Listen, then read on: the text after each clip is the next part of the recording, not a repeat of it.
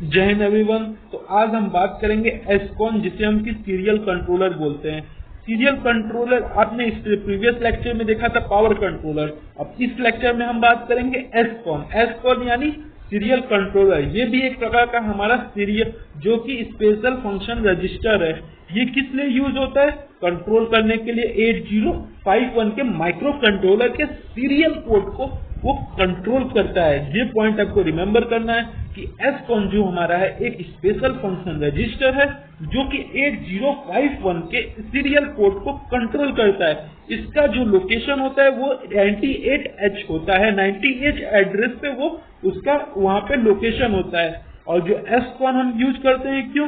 You control the operating mode of serial port. जो serial port के operating mode है उनको कंट्रोल कर सकते हैं, या तो baud rate of serial port, जो बॉड रेट है सीरियल पोर्ट का उसको कंट्रोल कर सकते हैं। और तीसरा सबसे important, send and receive the data using serial port, उसको भी आप कंट्रोल कर सकते हैं। तो SCON में हम तीन चीजें कंट्रोल करते हैं।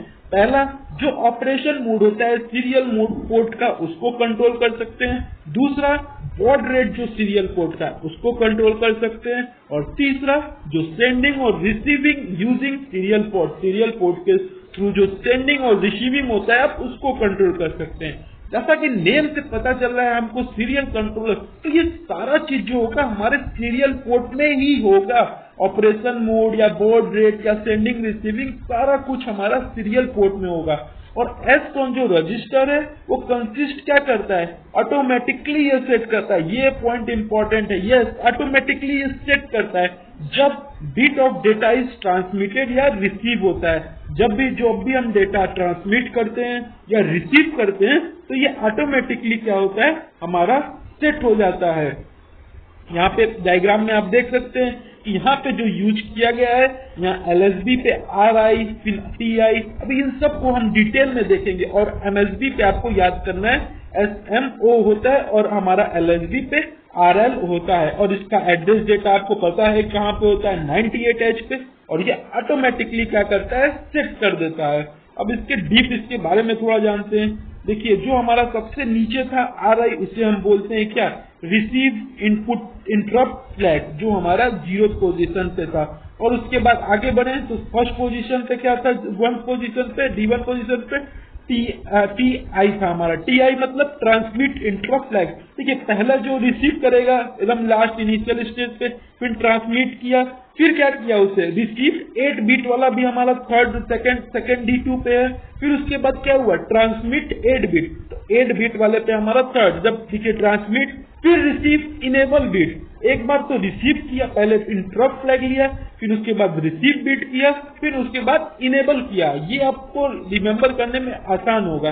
फिर उसके बाद जो 5th पोजीशन है वहां पे है हमारा SM2 यानी मल्टी प्रोसेसर, जो हमारा कम्युनिकेट है बिट है उसको वो कंट्रोल करता है। फिर उसके बाद हमारा जो SM1 है वो हमारा सीरियल पोर्ट के मोड के सिलेक्शन को वो कंट्रोल करता है। जो SM और SM0 है ये हमारे बिट 0 और बिट 1, इसमें ध्यान रखिएगा 6th पोजीशन पे हमारा SM1 है, serial port mode selection bit 1 है। और SM0 पे हमारा बिट 0 का सीरियल पोर्ट मोड सेलेक्ट होगा। तो ये हमारा SCON रहा। SCON में अब सिंपली कुछ नहीं होता है, ये कंट्रोल करता है 8051 कंट्रोलर को, जो कि सीरियल इनपुट पोर्ट के हमारे ऑपरेशन मोड या बॉड रेट या सेंड या रिसीव डेटा होते हैं उनको ये कंट्रोल करता है। जैसा कि आप यहाँ पे देखें, जो RI होता है रिसीव इंटरप्ट फ्लैग, TI होता है ट्रांसमिट, फिर रिसीव करता है 8 बिट को, फिर ट्रांसमिट करता है, फिर रिसीव करता है इनेबल को, फिर क्या करता है यहाँ पे सीरियल जो यहाँ पे SM2 है हमारा SM2 मल्टीपर्पज, उसको जब मल्टी प्रोसेसर के लिए कैपेबल बनाता है। फिर SM1 SM0 से हमारा सीरियल जो पोर्ट है मोड सिलेक्शन है वो बिट 0 वाला जो है हमारे MSB पोजीशन पे होगा। फिर उसके बाद आएगा हमारा जो MSB पोजीशन से पहले वो हमारा serial port mode selection for bit 1 होगा। तो ये हमारा SCON के बारे में कंप्लीट डिटेल रहा। थैंक यू, जय हिंद।